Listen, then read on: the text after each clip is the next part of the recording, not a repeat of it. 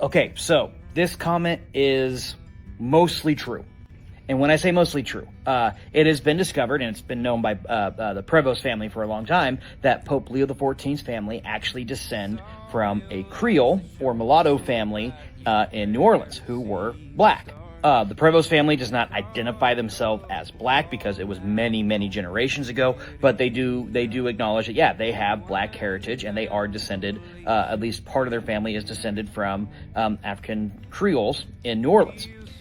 The part that might not be true is Pope Leo might not be the first melanated pope that we had. There are 3 popes from the 1st century who were from Africa or African descent. And they are Pope St. Victor, who was made pope in either 198 or 199. Pope St. Maldes, who was made pope in Pope 314. And finally, Pope St. Gelasius, who was made pope in Pope 496.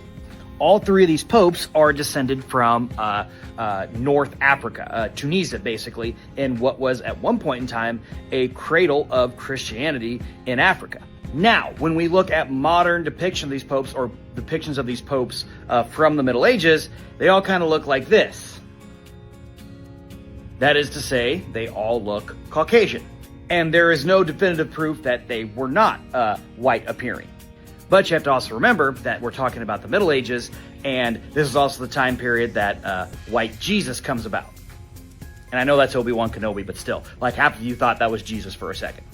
At the time period in which the biblical stories take place, in which the Bible was written, it is very unlikely that Jesus was white. He was probably very dark-skinned, Middle Eastern in appearance, black curly hair, not the image of Jesus that we see come out of the Middle Ages and later of the Renaissance. So, seeing as how a lot of these artworks of these 3 popes were created around the same time as those Renaissance artworks and Middle Ages artworks, it would not be uncommon for them to be appearing white because they're made by European artists.